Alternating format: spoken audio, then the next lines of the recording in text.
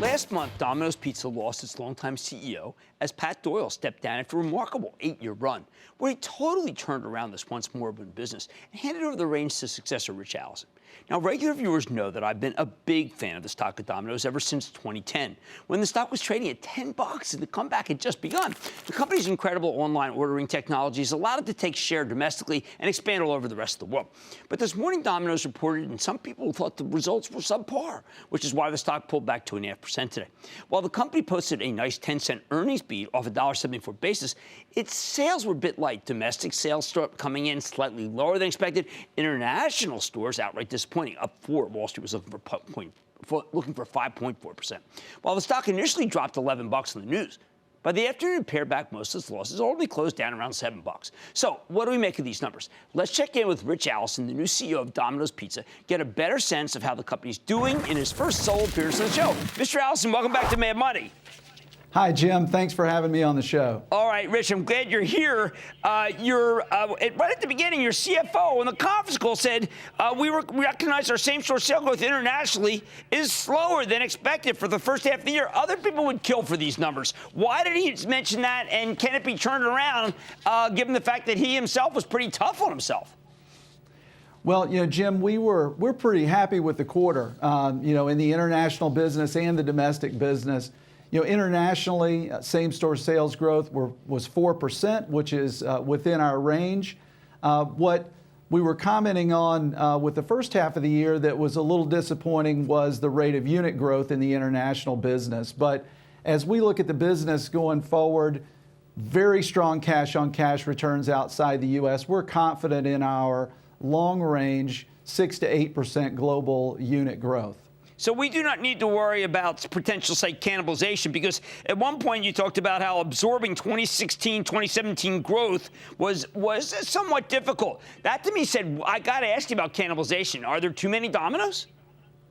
No, definitely not, Jim. When we take a look outside the U.S., in our top 15 markets alone, we see the opportunity for another 5,000 units at least. Okay. And in the U.S. business, we see an opportunity to get to 8,000 units over the course of the next 10 years. So, yes, some of those new store openings do cannibalize some existing sales, but not at a level that gets us concerned that we're anywhere near saturation in the business. All right, terrific, Rich. Now, Pat never really emphasized this, but I got to ask you, a bunch of mentions of the loyalty program. There's been so many great technology innovation, but the loyalty program obviously played a role in some good sales here. Yes, loyalty has still given us a good bit of tailwind in the business. Jim, our active member base continues to grow, and we're continuing to give customers more and more ways that they can access the loyalty program. So we're really happy with it now. 3 years in, it's continuing to help us drive our business. All right, also, 200,000 hotspots? I mean, you just introduced that. How did you get up to that many so fast? That's amazing. Well, our franchisees have really embraced this, Jim. It's been a lot of fun. The franchisees define the hotspots at the local level, inside their own territories. In fact, your local franchisee might set one up at the beach for you if you wanted them to. And customers have really embraced this. We've gotten a lot of excitement around it. It's still early, really rolling it out in the third quarter here, but excited with the response so far. Okay, now recently we had a little outfit on from San Francisco called Zoom Pizza, and they have a truck, that portable, really I guess it's portable pizza ovens. Is this something that Domino's should embrace, or are you concerned that that's a pretty good competitive advantage in itself?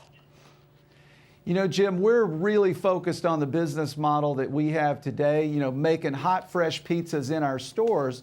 And then what we're trying to do is actually, through this fortressing process, we're bringing these delivery areas tighter and closer together. What that's doing is getting us closer to the customer. So as soon as that pizza comes out of the oven, we want it in a car with a driver and on its way to the customer. And that's really what we're focused on, is getting that hot, fresh food there as quickly as we can.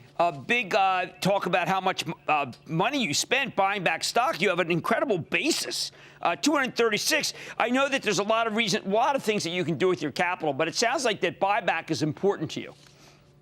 Yeah, we're always trying to make the most efficient use of the cash flow that we generate in the business. First and foremost, it's investing back in the business. We've been investing aggressively in technology, Also, as we spoke about today on the call, investing in our supply chain. But with the available cash that we have, we're going to return it efficiently to our shareholders. And we had an opportunity to do quite a bit of that in the second quarter. Rich, a lot of people are excited about your stock when you guys come on. So I put on Twitter that you're coming on. Any questions? Mike TR1 asked, Jim, can you ask CEO of Domino's after the recent disaster involving Papa John's, do they plan to capitalize on their misfortune? Thanks, Mike. So there it is. Mike's putting the question to you. So, Jim, there's some noise going on in the industry, but we're really focused on our customers and our franchisees. And I think if we can continue to deliver great value, great food to our customers, and can continue to support great cash-on-cash returns with our franchisees, I think we can continue to gain market share, and we're fairly agnostic as to where that comes from. But you have been taking market share not just from mom and pops, but also from Papa John and from Pizza Hut. That's empirically true, right?